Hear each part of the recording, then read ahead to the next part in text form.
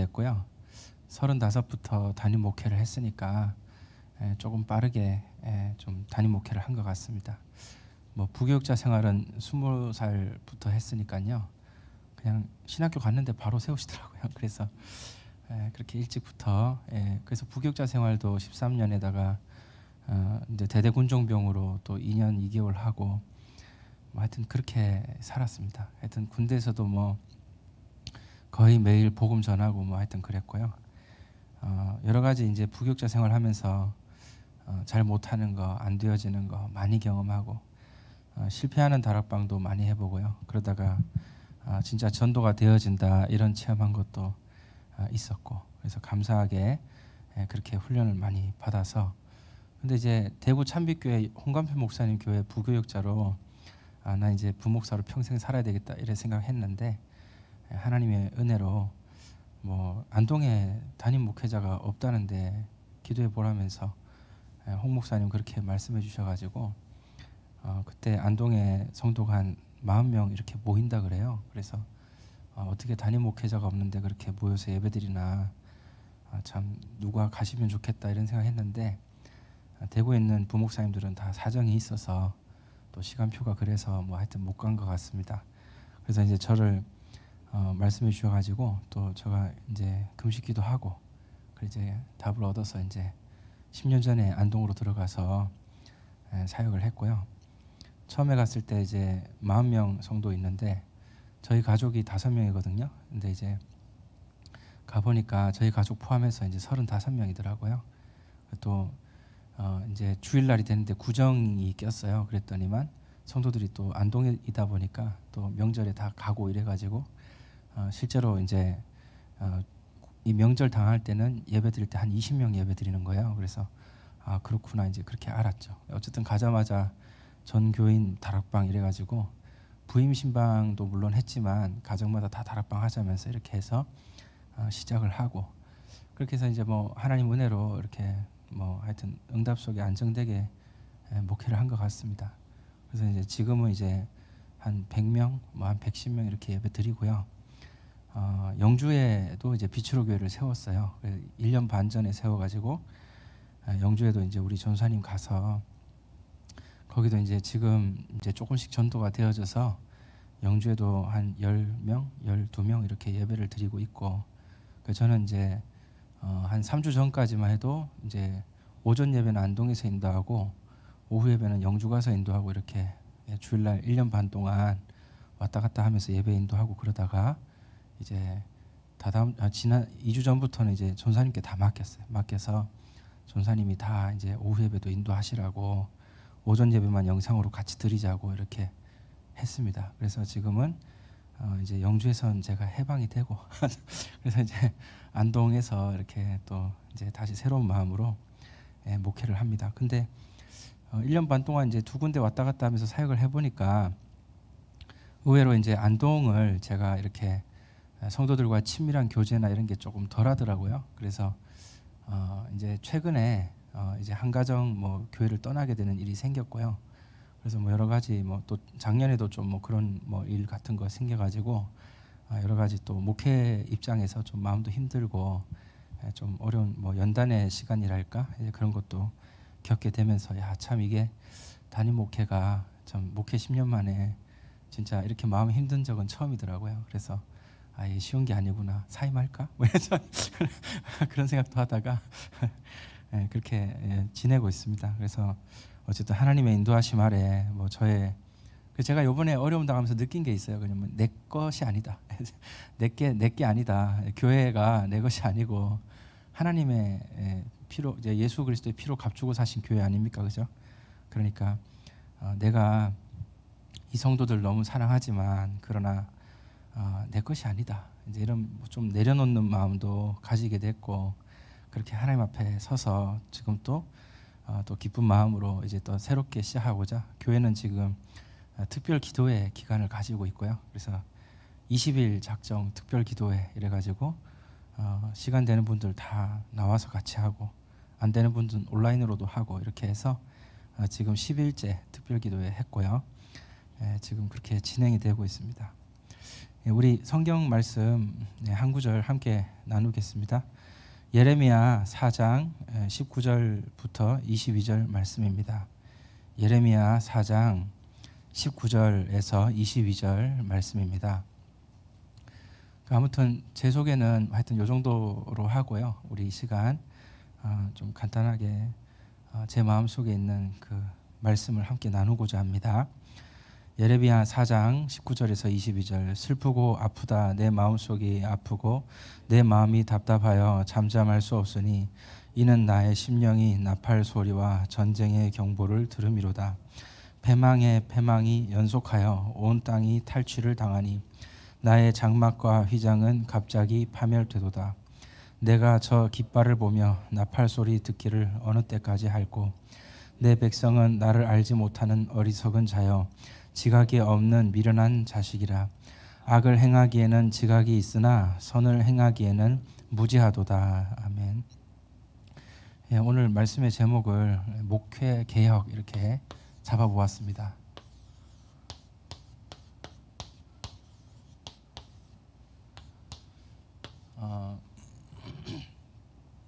저도 이제 PK로 자라서 맨날 교회에서 자라고 중학교 2학년 때 진실로 예수님 영접하고 인격적으로 예수님 만나고 다락방은 이제 중3 때부터 만나서 그때부터 다락방 전도 너무 메시지 은혜 받고 고등학교 1, 2, 3학년 때 실제 옆에 친구 영접운동하고 그리고 고3 때도 이렇게 학업에 하나님 증거 주셔서 반에서 1등하고 뭐 그런 응답을 많이 받으면서 참 감사하게 이렇게 사당동 총신대 들어가서 또 대학생활 다 하고 RTS 또 나와서 이렇게 하여튼 뭐 인도하심이 너무 감사한데 이제 와서 참 늦게 철드는지 이제 와서 담임 목사 10년 만에 목회 개혁해야 되겠다 이런 이제 마음을 가집니다. 그것도 그렇고 또 우리 다락방 전도 운동도 이제 사실은 이제 진짜 응답받을 기틀을 마련해야 되는데 이제 주변에 뭐 여러 교단들 이렇게 보고 또 뭐 보니까 그 앞장서 계시는 뭐 어른 목사님도 되게 중요하지만 뒤에 이제 일어나는 뛰어난 참모가 필요하거든요. 그래서 그런 우리 동문 목사님들이 돼야 되겠다 이런 마음 들고 안타깝게도 이단 뭐 신천지, 이단 JMS 이런 놈들은 그 참모들이 똑똑하더만요. 그래서 그 신천지 대빵 뭐 이만희 그런 놈도 사실은 굉장히 무식한 놈인데 그 밑에 뭐 집화장 하는 놈들 있잖아요. 그런 애들은 아주 똑똑한 놈들이더만요. 그래서 교리를 체계화하고 아주 뭐 전략을 짜내고 이렇게 해가지고 신천지를 지금 저그들 말로는 30만이다 35만이다 이렇게 해서 뭐 키웠다 그러고 전부 청년의 젊은 안동에도 300명이 있어요. 그래서 진짜 기가 차가지고 하여튼 대구에 있는 뭐 지파인가 지네들 그게 안동에 이렇게 또 지점을 차리듯이 이렇게 해놨더라고요. 그래서 안동에 자기들 모이는 장소가 한 2군데 있는데 저도 이렇게 스파이처럼 이렇게 장소 이렇게 쳐다보고 지나가고 이렇게 그렇게 하죠. 그래서 참 그 참모가 그리고 JMS도 요새 뭐 넷플릭스에 뭐 나는 신이다 뭐 나온다면서요. 근데 JMS 얘네들도 그 정명석 걔는 좀 무식한 놈이에요. 근데 그 밑에 있는 참모가 뭐 이화여대부터 해서 먼 서울대에다가 전부 똑똑한 놈들 하여튼 그런 거에 또 이렇게 꼬임을 이렇게 미혹을 당해서 거기 가서 이렇게 하는데 걔네들이 또 자 시스템을 다 만들고 이렇게 해서 그렇게 악질이어도 그래도 그렇게 하는 거 보니까 참 진짜 어이가 없고 뭐 통일교도 물론 말할 게 없고요. 뭐 하여튼 뭐 이단들 희한합니다. 어쨌든 간에 뭐 산업선교 전략을 얼마나 잘 썼는지 뭐 아가 동산에 뭐 아가야 뭐 그런 여자도 보니까 뭐 신나라 레코드 이런 거 사업해가지고 일단 돈이 있으니까 돈 때문에 이 성도들은 어디 떠나지도 못해요. 다 집해주고 다 먹고 살게 다 해줬는데 어딜 갑니까? 그래가지고 뭐 하여튼 지금도 아가야 동산에 한 500명은 그래 밖에서 아무리 소리해도 뭐 걔네들은 뭐 저거들끼리 맞다는데 뭐 그래 살고 있고 그래서 이제 이런 거 볼 때 참 뛰어난 참모가 일어나야 된다. 이제 이런 이제 마음이 많이 들고 제가 이틀 전에 이제 미자리 교회 이제 기도회를 이제 기도 캠프죠. 기도 캠프를 다녀왔는데 진짜로 이제 주일날 저녁에 2시간 기도하고 월요일날 같이 10시간 기도했어요. 10시간 밥만 먹고 기도만 하는 거예요. 그다음에 화요일 날 점심 먹으면 마치는 건데 마치기 전에도 3시간 기도했거든요. 근데 통성 기도는 뭐 1시간 하고 뭐 하여튼 말씀 묵상하면서 하는 것도 막 하고 호흡도 하고 막 이래 하는데 자유롭게 하는 거예요, 기도를. 근데 그렇게 기도만 하는 모임 제가 처음 가봤어요. 그것도 담임 목사님들이. 그래서 야 진짜 그 여러분 성대길 목사라고 아세요? 그분이 이제 미자립 선교회 이끄시는 분인데 거기 5명 목회자 저까지 포함해서 모여가지고 기도하는 거예요. 기도하면서 정말 우리 섬기는 교회와 우리 다락방 전도 운동을 위해서 기도하자. 맨날 모여서 현실 개탄이나 하고 뭐 이게 뭐 이래서 안 돼요. 저게 뭐 저렇고 뭐 모델이 되는 뭐 교회가 있네 없네 캐쌓고 그래 해봐야 이게 뭐 답이 나냐 말이죠. 그래서 결국에는 다락방 안에 이제 어려운 교회도 많고 우리 동문 목사님들 중에도 여러 가지 어려우신 분들도 계시고 그런데 사실 따지고 보면 오늘 읽은 예레미야도 미자립이거든요. 그렇게 따지면은 예레미야도 미자립이고 이사야도 뭐 아무리 올바른 메시지 해도 결국 사람들이 이렇게 박해하고 순교당하잖아요. 그럼 그렇게 따지면 뭐 예수님도 미자립이죠. 뭐 마지막에 십자가에서 죽으신 주님을 우리 하나님이 부활시키시고 이렇게 해서 오직 성자 예수 그리스도, 예수가 그리스도 딱 이렇게 돼서 그렇지. 우리 그런 거 아니었으면 진짜 우리는 예수님을 막 오병이어 기적 일어날 때 막 예수님 따라다니면서 막 조탁하면서 막 왕으로 모시자 하고 난리치던 사람들도 결국 예수님 그 사람들 다 나중에 돌 던진 사람인 거 알거든요. 그래서 사람들이 부를 때 안 가고 따로 기도하러 가시고 이렇게 하셨잖아요. 그래서 이제 지금 이렇게 다 물론 어려움도 있고 하지만 뭐 성경에 뭐 진짜 복음 가진 사람들 어려움 안 당합니까? 다 그렇게 당하는 경우도 많고 그러니까. 그래서 저는 이제 그 미자립 선교회에 모여서 기도하고 서로 포럼하는데 이런 얘기를 이제 나눴거든요. 다락방은 겉으로 우리가 냉정하게 평가할 때 미자립 교회다 이런 얘기를 하는데 이들 교회들이 무너지면 다락방 끝이다 이런 얘기를 하는데 제가 진짜 그 맞다 생각이 들어요. 여러분 다락방은요 뭐 행정이다 조직이다 물론 그것도 중요하지만 실제 풀뿌리가 돼 있는 실제 현장에서 이름 없이 빛도 없이 전도운동하는 우리 동문 목사님들 이분들이 진짜 무너지면 끝입니다.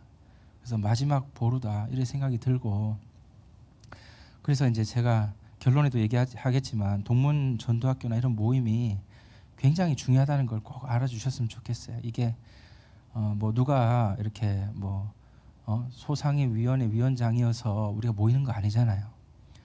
누가 어떻고 이런 얘기야. 뭐 생각해보면 뭐 사실은 뭐 별로 은혜도 안 되고. 근데 여러분 결국에는 목사의 친구는 목사입니다. 그래서 목사끼리 모여서 자꾸 얘기하고 고민하고 허심탄회하게 뭐 이건 뭐 이래 생각한다 얘기도 하고 또 들어보고 서로 고민도 하고 같이 기도도 하고 이래야 되죠.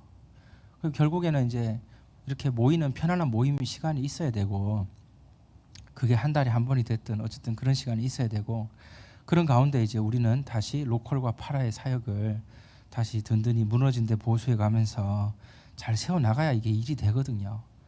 뭐 자꾸 우리 뭐 안 되는 소리 하면 안 되거든요. 상한 갈대와 같은 상태입니까? 하나님은 상한 갈대도 꺾지 않으시지 않습니까? 꺼져가는 등불 같은 우리입니까? 하나님은 그 등불 끄지 않으십니다. 그래서 우리는 진짜 다시 언약 잡고 해야 되고 지금 현재 분위기 보니까 똑똑한 동문 목사님들은 다 약간 한 발 물러나 있는 그런 분위기예요. 근데 그러지 말고 우리 같이 진짜 힘을 합해야 됩니다. 힘을 합해서 진짜 하나님 원하시는 이렇게 전국의 우리 동문들 중심으로 좀 기도회도 하고 그렇게 목회 개혁이 필요한 것 같습니다.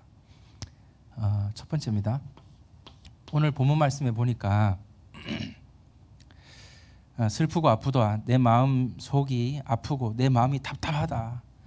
예레미야가 사실은 이렇게 복음을 딱 이렇게 생각하고 얘기해도 주변에 뭐 듣는 사람 하나 없고 그 다음에 이제 분위기 자체가 거짓 선지자들 얘기하면 다 따라가니까 이거 뭐 너무 답답한 거 있죠. 나의 심령이 나팔 소리와 전쟁의 경보를 들음이로다. 이제 곧 멸망 당할 게 뻔한 거예요. 이래갖고 안 된단 말이죠. 그러니까 이 망할 걸 딱 이게 예레미야는 이게 깨달아지고 이게 보이는데도 이건 뭐 너무 답답한 거예요. 이거 뭐 알아듣는 사람이 없으니까. 패망에 패망이 연속하여 온 땅이 탈취를 당하니 나의 장막과 휘장은 갑자기 파멸되도다. 그 여기 장막과 휘장이 뭐 교회 아닙니까? 교회가 이렇게 무너지는 게 막 보이고, 내가 저 깃발을 보며 나팔 소리를 듣고 어느 때까지 할꼬. 우리 백성들은 미련한 생각은 빠르고 선을 행하기는 무식하고 이렇게 되니까 너무 안타깝다는 거죠. 이 예레미야 선지자의 이 탄식을 우리가 들을 때 우리는 과연 어떻게 해야 되겠습니까? 첫 번째입니다. 화제와 같은 목회를 우리 하기 원합니다. 여러분 그 레위기서에 읽어보시면요, 4가지 제사의 방법이 있어요. 화제, 불로써 태워드리는 제사법이죠. 그 다음에 요제가 있어요. 요제는 이제 이 들고 흔드는 이걸 이 제물을 흔들면서 드리는 제사법입니다. 그 다음에 거제, 드는 거예요. 제물을 높이 올려 드린다. 거제가 있고, 그 다음에 전제와 관제라고 액체로 된 제물을 포도주나 또는 기름을 이렇게 부어드리는 제사를 드립니다. 그래서 이 4가지 제사 방법이 있는데 여기에 답이 있다고 생각하거든요. 첫 번째, 우리 화제와 같은 목회를 해야 된다. 한마디로 우리의 목회에는 열정이 있어야 됩니다. 주변에 사실 이렇게 뭐 모델적인 교회가 없는 것 같고 막 이런 생각이 들면요, 좀 힘 빠지긴 힘 빠져요. 뭐 여러 가지 우리가 전도운동 때문에 생명 걸고 여기까지 왔잖아요.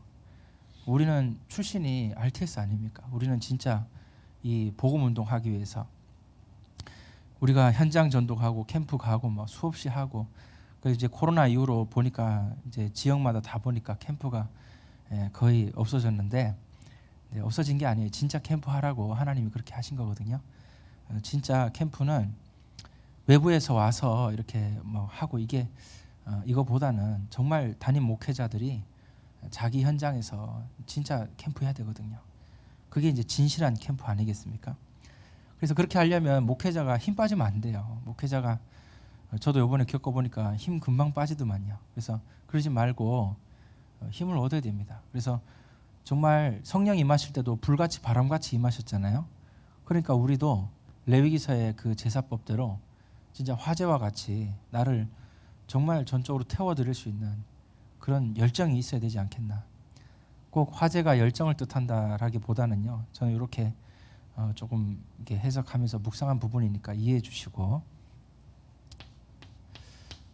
골로새서 1장 29절 말씀 보니까 나도 내 속에서 능력으로 역사하시는 이의 역사를 따라 힘을 다하여 수고하노라 그랬습니다.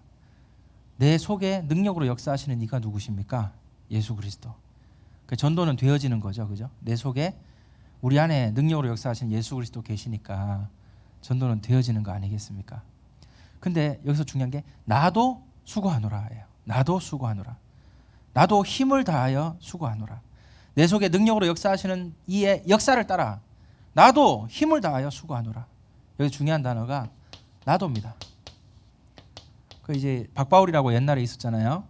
이제 걔네들 다 뭐 하여튼 말미가 안 좋은 것 같은데, 그 박바울 팀들도 보니까 맨날 0이네 6이네 뭐 6으로 하네 0으로 하네 이러면서 뭐 되어줘야지 하면서 네가 하면 되나 그 6이다 뭐 이러면서, 그 제가 그거 들을 때 진짜 말이 안 통하더만요.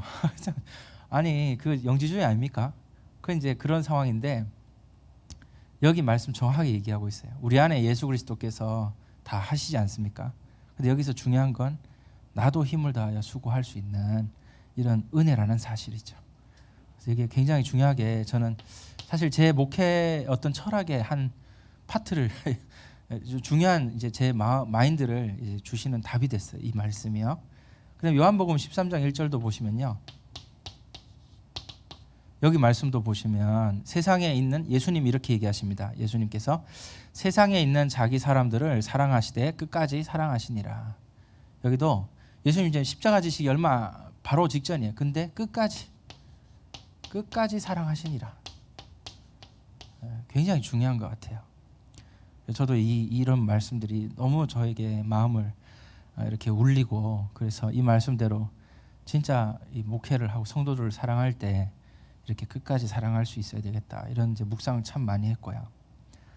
여러 가지 성경 구절을 제시할 수 있겠지만 제가 정말 제 목회 철학이라고 할까요? 저에게 직접적으로 영향을 준 중요한 말씀들 몇 가지만 나누고 있습니다. 마태복음 3장 1절에서 12절 말씀 보니까 이 세례 요한의 그 사역을 우리는 볼 수 있죠. 이 세례 요한도 보면은요, 우리가 이제 그냥 성경을 읽어서 그렇지 가만히 한번 생각해 보십시오. 선구자 아닙니까? 예수님보다 6개월 전에 먼저 불같이 막 메시지 쏟아내는 거예요. 회개하라, 천국이 가까워요. 천국이란 단어가 하나님의 왕국이 예수님 왕 되시는 그 나라가 가까워 왔다, 이런 뜻이거든요. 그리고 회개에 합당한 열매를 맺으라 이러면서 기존 뭐 바리새인들 이런 기존 이제 그런 사람들 얼마나 신랄하게 비판하는지, 예수님보다 먼저 이렇게 불같이 메시지하고 그렇게 했다는 거죠. 근데 이 열정이 어디서 나오냐 이거죠. 이 열정이 성경에 보니까 뱃속에 있을 때부터 세례 요한은 뛰어놀았다 아닙니까? 결국 이 열정은 성령의 충만 아니겠습니까? 성령 충만. 성령 충만할 때 세례 요한은 이제 주님 오실 길을 예비했거든요. 6개월 전에 먼저 나서 주님 오실 길을 예비하는 세례 요한의 사역. 결국 성령 충만할 때 이게 가능하다. 그래서 저와 여러분 이런 열정이 회복되는, 그래서 정말 로컬과 파라 다 살릴 수 있는 귀한 우리 주의 종 되기를 예수님 이름으로 축복합니다. 참고로 지금 시대가 그렇거든요. 종말에 관련된 메시지를 꼭 하셔야 돼요. 여러분 예수님의 초림에 관한 메시지보다 성경에 이렇게 이제 분량을 보시면 예수님의 초림에 대한 그 부분보다 재림에 대한 부분, 종말에 대한 메시지가 그 예언이 굉장히 많습니다. 얼마나 많냐? 예수님의 초림보다 재림에 대한 내용이 초림보다 한 2배 이상 많다, 이렇게 보시면 돼요. 성경에 있는 복음의 원색 복음의 색깔이 그래요.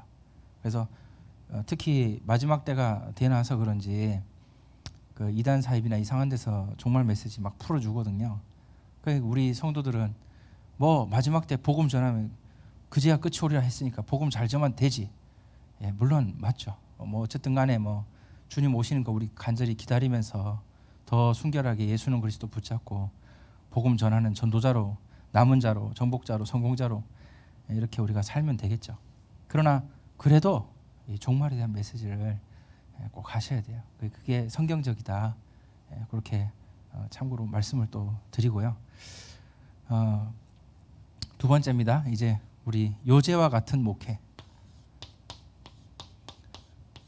여러분 이제 그 재물을 이렇게 흔드는 이유가 이게 저는 이제 기쁨의 제사를 이렇게 기쁨과 감사의 제사를 드리는 것이다. 저는 이렇게 이제 해석을 했습니다. 빌립보서 4장 4절에서 7절 말씀 보니까 여기 주 안에서 기뻐하고 기뻐하라. 내가 다시 말하노니 기뻐하라. 이렇게 얘기하시죠. 여러분 목회를 하다 보니까 기쁘지 않을 때도 참 많더만요. 그런데 그렇지 않아요. 그렇지 않고 그 과정이 또 기쁨이다. 그래서 일단 목회자가요, 어떤 소리를 들어도 이길 수 있으려면 이 내적 평안이 있어야 됩니다. 그래서 내적 평안, 마음과 생각을 지키시는 하나님의 은혜, 이걸 가져야 이제 그 다음에 빌립보서 이 4장 13절 이렇게 내게 능력 주시는 자 안에서 내가 모든 것을 할 수 있느니라, 이렇게 이어지는 것 같아요. 내적 평강이 있어야 실제 이제 능력을 안정적으로 성령의 그 권능이 임하고 공급이 된다, 이렇게 보여지고요. 이제 우리 목사님들 중에 이제 섬기는 교회 성도가 20명 이하의 교회들이 많거든요. 근데 거의 대부분 보니까 경제가 많이 어렵거나 또는 경제적으로 괜찮으신 목사님들도 계신데 그 이유는 사모가 일을 하셔요. 그래서 사모님 일을 하시고 이제 이런 경우를 제가 봤고, 근데 이제 그 일하시는 사모님 이렇게 보니까 진짜 복음 아니면 그 목회 사역을 사실 이제 직장을 통해서 이제 남편 목사님의 사역을 돕는 거잖아요.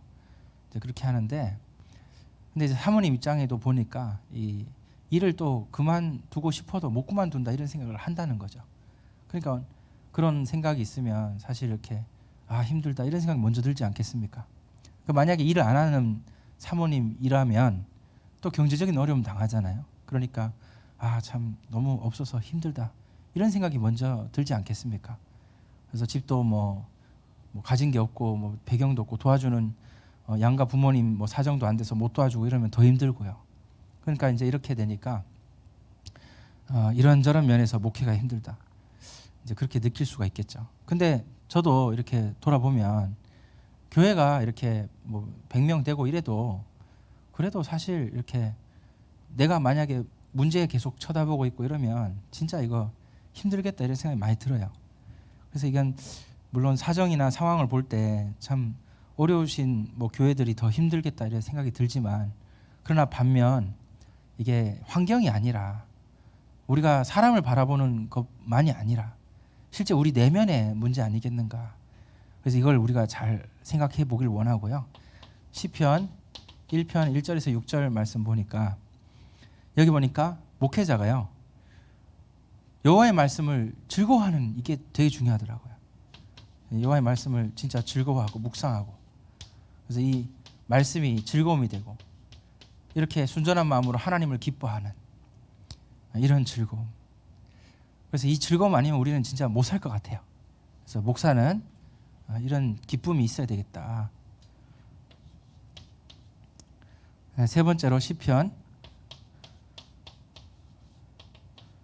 119편 105절 말씀에도 보니까 목사는요 하나님의 인도하심, 말씀으로 인도하심을 진짜 이걸 맛보며 살아가야 된다. 제가 이제 담임 목사가 처음 돼서 강단을 놓고 정말 기도가 많이 되더만요. 그래서 강단 말씀 하나님 저에게 달라고 막 기도하면서 그렇게 처음에 이제 안동에 처음 가서 이제 빌립보서 강해, 그러니까 이제 빌립보서 1장, 2장, 3 이렇게 시작하게 됐어요.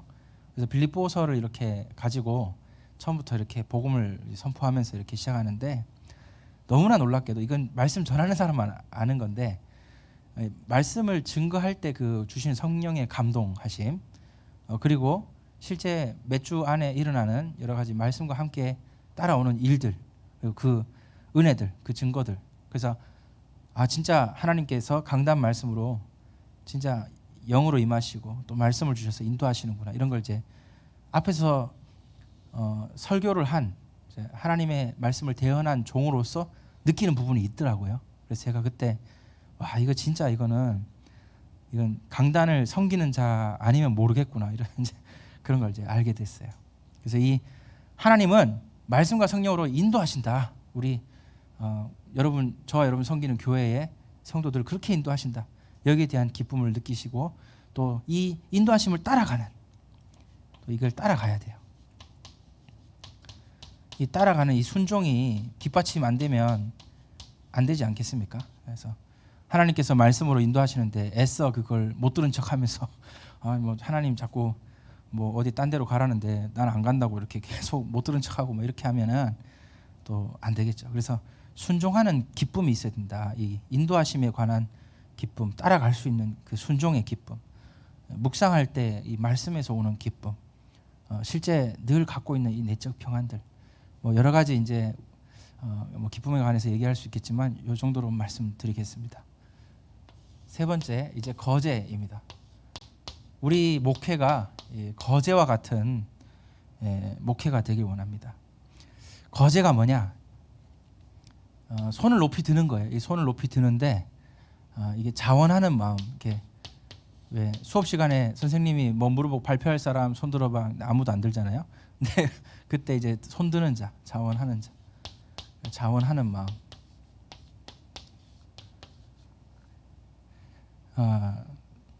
그 자발성. 목회는 자발성이 반드시 있어야 됩니다. 여러분 담임 목사가 되면요, 누가 현장 가라고 합니까? 누가 신방 가라고 합니까? 다 자기가 알아서 안 하면 그만이에요. 뭐 내가 뭐 낚시 당기겠다는 게 누가 뭐라 합니까? 그걸 성도들이 가만히 시험 들 뿐이지.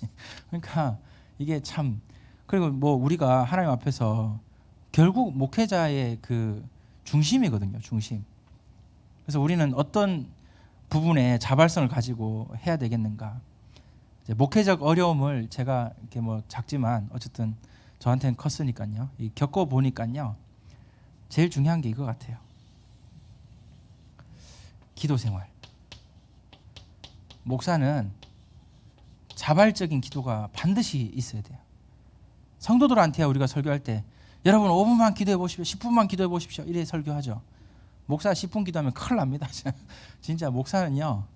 근데 제가 이제 24기도 이런 말이 물론 맞는 말이에요. 근데 조금 이제 그 말도 너무 좋지만 진짜 24기도 해야 돼요. 근데 그거보다는 그냥 단 1시간이라도 기도만 하는 시간 가져야 된다. 저는 이렇게 좀 말하거든요.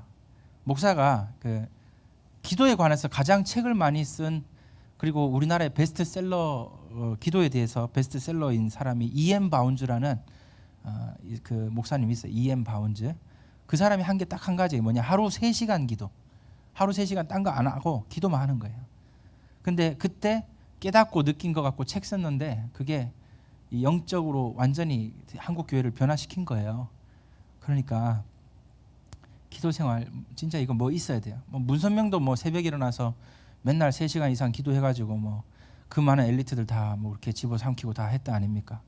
우리는 기도에 대해서요, 이 성령 충만에 대해서 분명히 구하면 주신다 했잖아요. 근데 의외로 구할 때 성령 충만이 빨리빨리 임하는 것 같지 않은 그런 약간의 딜레마가 있다는 거죠. 그러다 보니까 원래 그런가 보다 해가지고 약간 타성에 젖어가서 기도 생활 별로 안 하게 되는, 말은 기도한다 하죠. 말은 24 뭐 누리고 있다 하고 집중기도 해야 된다 하고 성도들 앞에 설교할 때 우리가 다 나름대로 받은 은혜가 있고 하니까 또 말씀을 그렇게 증거합니다.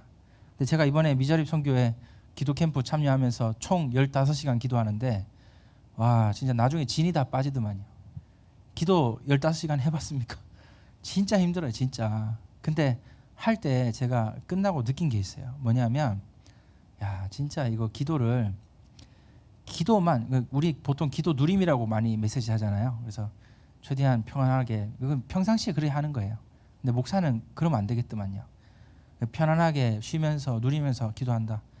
그거는 현장 가서 하시고, 실제 목사는 교회 예배당에 앉아서 아니면 강단에 올라가서 하든지 정말 내 몸을 쳐서 복종시키며 기도하는 기도 생활이 있어야 되더라. 저 이렇게 이제 느껴집니다. 그래서 기도 생활이 굉장히 중요하다. 실제로 성령이 역사하셔야 됩니다. 그래서 제가 이제 해보니까 이제 이런 생각이 들어요. 교회사적으로, 세계 교회사적으로 성령 충만한 강구한 사람이 몇 명이냐? 대략 뭐 한 1억 명이라 칩시다. 전체 역사에서 1억 명이라 뭐 많이 잡은 건지 적게 잡은 건지 1억 명 잡았다 치고, 그러면 실제 성령 충만함 임해서 대역사 일어난 사례가 몇 건이냐? 많이 잡아주고 한 10,000건이라 잡아봅시다. 그럼 1억 명이 성령 충만 진짜 강구했는데 10,000명 정도 성령 충만함 받고, 그럼 나머지는 뭐냐 이거죠. 그러면 성경의 약속대로 구하는 자에게 가장 좋은 거 성령 주시지 않겠느냐? 아니 분명히 주신다 해놓고 왜 생각보다 확률적으로 그렇게 많이 안 받습니까 하나님? 이런 생각을 제가 해봤는데 그때 제가 좀 묵상하면서 생각한 건데, 그게 아니고요. 성령 충만을 간구할 때 왜 느낀적인 느낌으로 별로 안 오는 것 같아도 하나님 원하시는 건 그거더라고요. 무릎 꿇는 자세. 하나님 원하시는 것은 엎드리고 눈물로 기도하는 그 눈물, 그걸 원하시더라고요. 그래서 성경에 보니까 애통한 자가 복이 있다잖아요. 가난한 자가 복이, 의에 줄이고 목마른 자가 복이 있지 않습니까? 그게 제자의 정신 아닙니까? 그러니까 우리가 성령 충만이 임했다, 역사 일어났다, 와 진짜 감사하다, 물론 맞죠. 그런데 그것도 중요하지만 하나님 원하시는 거는 그 이전에 앞서 엎드리는 자, 눈물로 기도할 수 있는 자, 그걸 하나님 원하시는 걸 제가 느꼈습니다. 그래서 이제 이 성령 충만, 그리고 하나님은 실제로 오력을 부으시고요. 영역, 지력, 체력, 인력, 경제력 말로만 하지 말고 진짜 하나님 능력 주셔야 됩니다. 우리가 뭐 양떼 돌보는 목자들이 그냥 합니까? 힘이 있어야 하죠.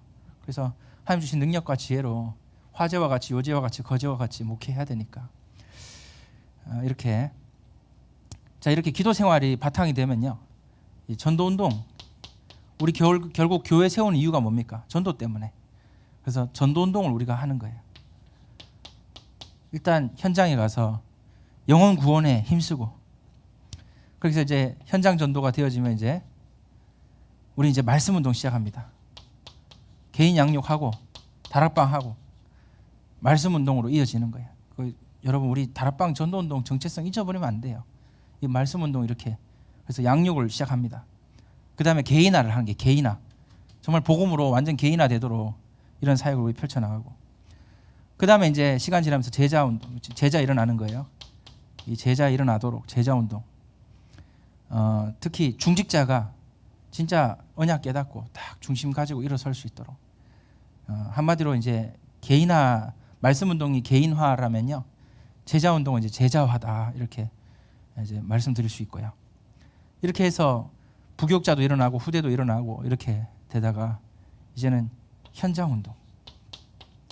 다시 팀을 만들어서 현장으로 들어가는 재생산, 지속. 우리 미래에 계속 지속될 수 있도록, 재생산될 수 있도록.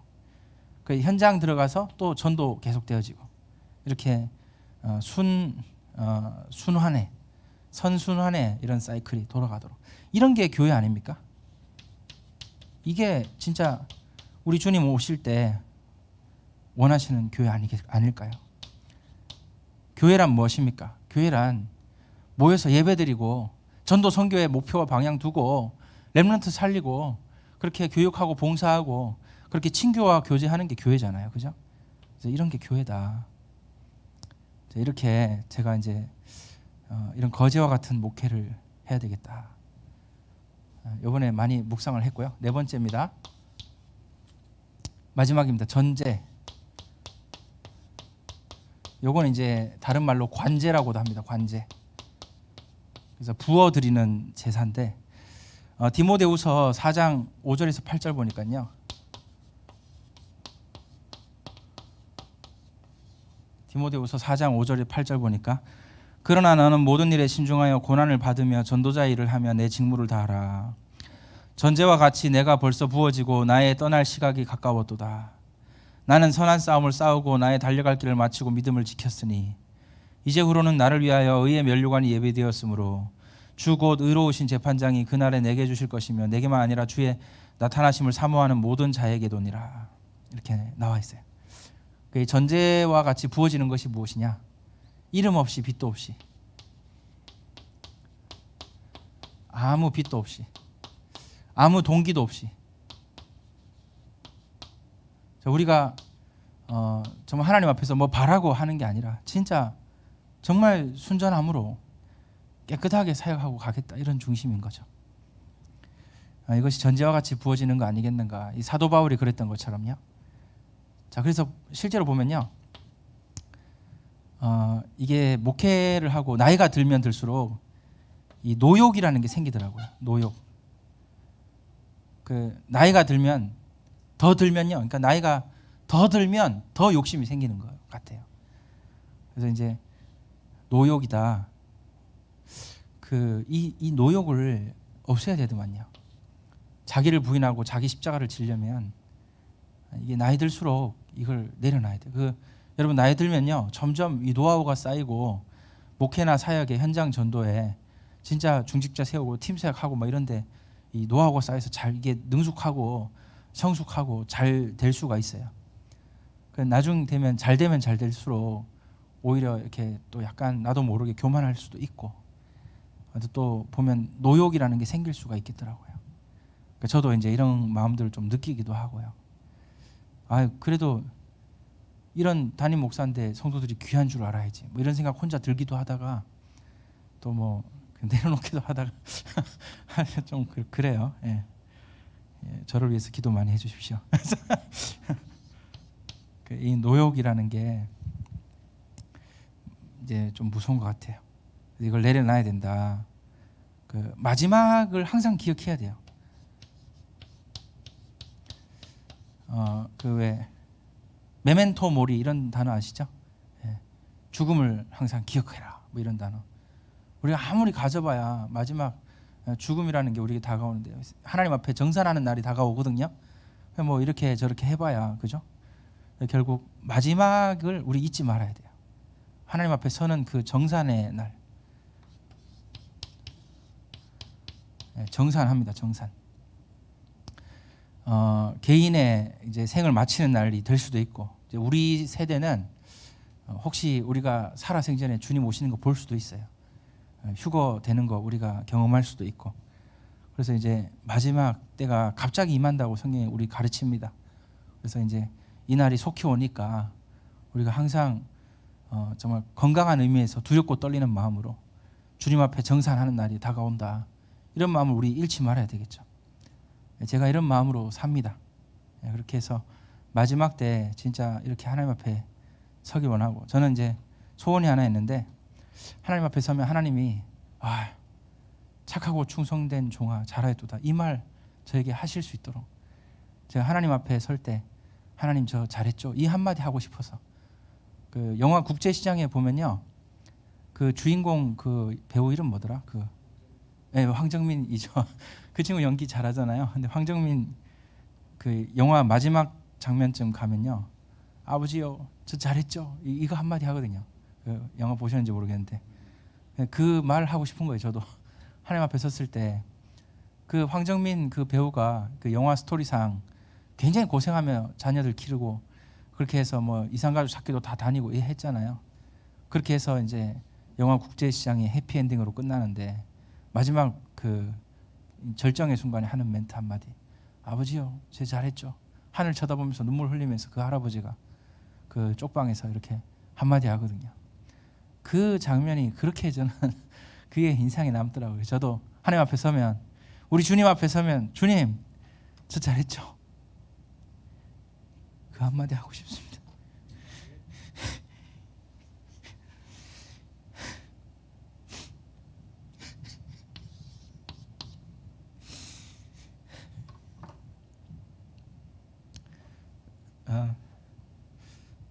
아무것도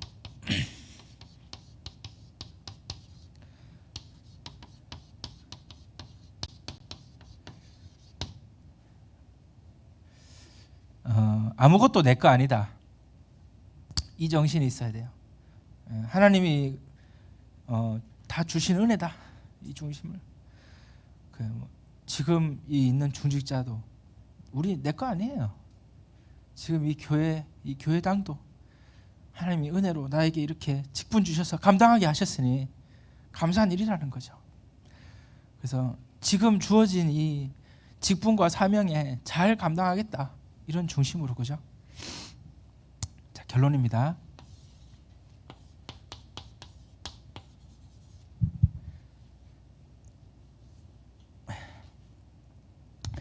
우리 동문전도학교 기도 제목 드리고 마치겠습니다.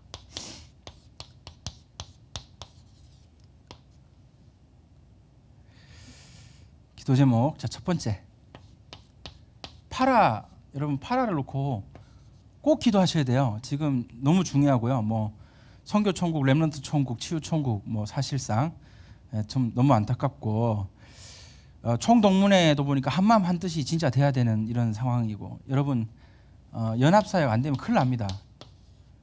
이 연합이 안 되면요 진짜 미래 없어요. 그래서 아까 말했잖아요. 그 우리가 흔히 말하는 미자리 교회 아니라니까요. 그 마지막 보루예요. 교회 뭐 20명도 안 되고 뭐 힘도 없을 것 같죠? 아니에요. 진짜 뭐 우리 서울에도 보니까 서울의 다락방 교회 뭐 저기 1세대 목사님들 교회도 수없이 많이 서초지교회 세우고 임마누엘 서울교회 생길 때 막 다 글로 다 성도들 다 가버리고, 그런 사례가 한두 건이 아니고요. 엄청 많아요. 그 어렵게 목회를 하신다니까 그 목사님들. 그러니까 그분들 은퇴도 못해. 왜냐하면 성도가 30명이 안 돼. 그러니까 후임을 못 구해요. 그래서 그분들 강소노회가 그래. 강소노회가 서울의 대부분 지역을 차지하는 노회인데 거기 보니까 80 몇 개 교회인가? 근데 거기 목사님들 50명 이상이 다 70세 넘었어요. 근데 후임을 못 구해요. 못 구하죠. 그 어떤 교회는 이제 월세 내고 있으니까 그 목사님 이제 강단에 그만 쓰면 교회 바로 없어지는 거예요. 그래서 그런 지금 상황이고, 앉아 있는 성도들이 막 다 80세, 뭐 성도들도 80대 다 넘어가고, 그 이거 지금 큰일 났다. 후임을 못 구한다. 후임을. 그리고 또 그렇게 가서 후임으로 가서 이렇게 할 그런 젊은 목사님들도 잘 안 계세요. 이게 쉽지 않거든요. 이게 원로 목사님 모시고 목회를 한다는 게 또 이게 쉬운 게 아니에요. 그래서 이제 그것도 어렵고 이제 이런 사역인데, 그 지금 교회마다 지금 전체적인 분위기와 이런 게 지금 그런데도 알고는 있지, 알고는 있는데 어떻게 합니까 우리가? 그래서 뭘 해야 되냐면 자꾸 모여야 돼요. 일단 모이기라도 해야 나중에 무슨 수가 납니다. 이 모임이라도 안 되면요, 나중에 다 각계전투하다 끝나요. 그냥 니 좀 잘한다, 니 좀 못한다, 뭐 끝이에요. 그냥 잘하는 교회 좀 살아남고 뭐 나중에 말면 고만이고. 그래서 꼭 총동문회 놓고, 특히 동문전도학교 자꾸 모여서 뭐 고기도 구워 먹고 막 하여튼 모여서 자꾸 교제하고 이렇게 해야 됩니다. 그래서 외부에서 강사가 오는 것도 물론 좋지만, 이 경북노회는 보니까 경북의 서쪽에 이제 구미, 안동, 뭐 영주 이쪽에 이제 교회들은 보니까 그냥 이게 그냥 기쁨으로 재미로 모여요. 재미로 모여서 그냥 이렇게 서로 밥 먹는 게 재밌고, 커피 마시는 게 재밌고, 모이면 뭐 그냥 하여튼 그래요. 서로 뭐 회비도 내가면서 그러니까 참 좋더라고요. 그래서 뭐 우리가 훈련하자 뭐 이게 아니고요. 어차피 모일 때 역사 일어나거든요. 안 모이지면 뭐라도 안 됩니다. 그 다음에 선교, 그 다음에 렘넌트 치유. 앞으로 이제 모임이 되면요, 그럼 우리 선교 천국 지금 뭐 좀 그런데, 그럼 우리 선교 조직 다시 어떻게 회복할까? 이런 얘기 우리 언젠가는 제대로 해야 되거든요. 얘기해서 서로 기도하고 얘기해가지고 이제 저기 리더들이 일어나서, 실제 뭐 물론 지금 5천 이제 종족 선교 담당하신 뭐 박수현 목사님 계시고 한데, 어쨌든 그 중심으로 하든지 어쨌든 간에 자꾸 모여서 힘써서 다시 나라마다 선교 되도록 또 이렇게 다 체킹하고 이렇게 좀 돌아가도록. 렘넌트도 마찬가지고, 렘넌트 무슨 청소년 선교국, 대학 선교국, 그 대학 선교국 그 사역하는 대학 선교 사역하는 목사님들 얘기 들어보니까 대학 선교국이 제일 또 지금 현재 힘이 없더만요. 그래서 그냥 알아서 들어가는 대학 들어가고 뭐 이렇게 하는 정도고. 그래서 이 대학 선교 뭐 그다음 렘넌트 선교, 어린이 선교국, 뭐 태영아 선교국 뭐 전부 다 좀 많이 좀 또 보수하고 다시 세워 나가려면요, 이게 연합이 자꾸 돼야 됩니다. 이건 진짜 중요한 문제인 것 같아요. 저도 사실 처음에 동문전도학교 시작할 때 뭐 꼭 가야 되나 뭐 이런 생각 들더라고요. 뭐 그거 꼭 해야 되나 이런 생각 들고, 뭐 우리 경북로의 서시찰 쪽에 동문전도학교 만들자 그럴 때 뭐 해야 되나 이런 생각 하다가 어느 날 제가 우리 목사의 친구는 목사다, 모이자 이런 마음이 들더라고요. 일단 모이고 보니까 진짜 우리가 마음을 합하여 뜻을 합하여 다시 재건해야 될 게 많겠더라고요. 무엇보다 우리 훈련 시스템 어떡합니까? 1차 합숙, 뭐 팀 합숙 이런 거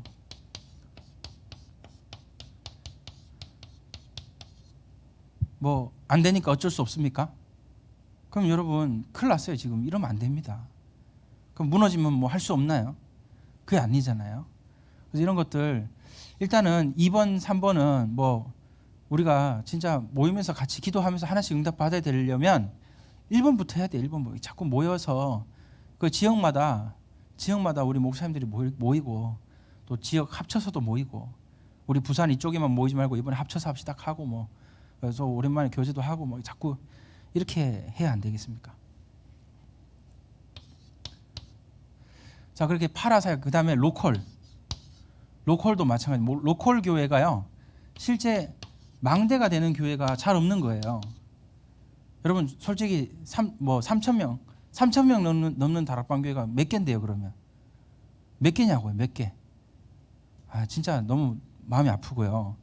이게 그 유 목사님 망대 메시지 하면서 김치훈 목사 천안 원네스 교회 김치훈 목사님 불러다가 이런 얘기를 하셨대요. 망대 메시지에 대해서 누가 물어본 거예요. 망대가 뭡니까? 이렇게 물어본 거예요. 그때 하는 말이 유 목사님 김치훈 목사 되게 편하게 대하잖아요. 그래서 야, 니네 교회 좀 한 3,000명 교회 돼가지고 모델적인 응답 좀 받아라면서. 그게 이제 망대 메시지 가장 핵심인 것 같아요. 진짜 각 교회마다 하나님 원하시는 부흥을, 우리 육신적인 부흥 이런 거 아니잖아요. 우리 진짜 하나님 원하시는 부흥, 우리 응답받는 그 일에 쓰임받는 목회자 되길 원하지 않습니까? 그래서 이걸 우리 해야 된다. 그럼 이제 제가 교회가 부흥하는 가장 제가 이번에 느낀 거 하나만 말씀드리고 마치겠습니다. 이 교회는 이제 가장 중요한 교회의 목적이 예배 아닙니까? 그 예배 강단 놓치면 끝나죠. 이 생명이 이 끊어지면 큰일 난단 말이에요. 그 이제 이렇게 교회의 목적은 이제 전도 선교 아니에요. 그래서 이렇게 우리가 예배드리고 전도 선교 응답 받고 잡고 그다음에 렘넌트 교육하고, 이게 이제 교회의 목표거든요. 목적이에요. 목적, 존재의 목적, 존재성이에요. 그래서 이제 봉사도 하고, 봉사 여러 가지 교회가 모여서 헌신하고 봉사하고, 그 이제 구제하고, 또 세상을 향해 일어나 빛을 발 선한 영향력을 미치는 이런 사역을 하는 게 이제 교회란 말입니다. 그런데 한 개가 빠졌어요. 교회의 존재 목적이 뭐냐? 친교와 교제입니다. 그런데 여러분, 제가 이제 경험해 보니까 여러분도 느끼시겠지만은 사단이 그 교회를 무너뜨리려고 공격할 때 어디서부터 무너지는 줄 아십니까? 이거 미국의 어느 신학교 교수가 칼럼 썼는데 거기 나와 있던데, 저는 영적인 부분부터 무너진다 이렇게 생각했거든요. 이제 물론 맞습니다. 그래서 예배 때 은혜 못 받기 시작하면서 전도 선교 자꾸 안 되고 이렇게 될 줄 알았어요.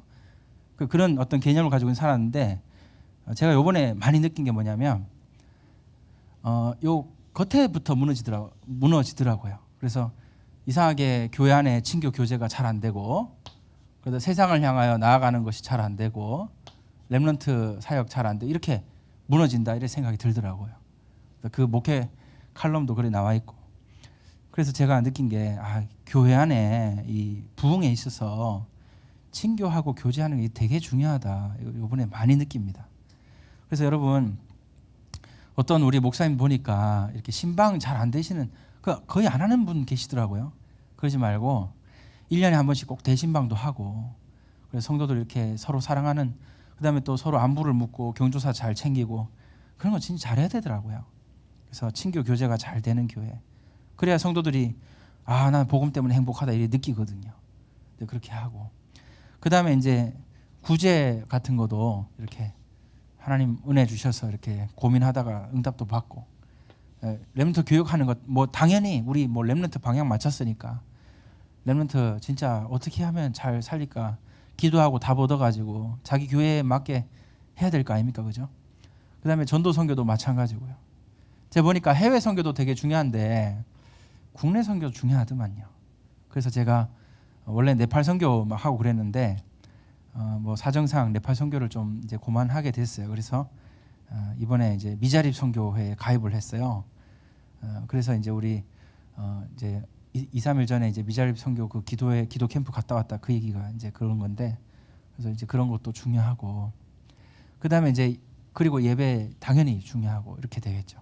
그래서 저는 제 경험상 이 성 안에 궁궐부터 무너지는 게 아니라 성벽부터 무너지는 거예요. 이 사단이 이 침입할 때 이 겉에부터 이렇게 조금씩 허물어진다, 이런 걸 좀 느낍니다.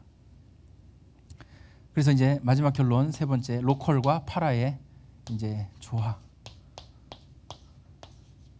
그래서 반드시 파라 놓치지 말아야 된다, 이렇게 말씀 증거합니다.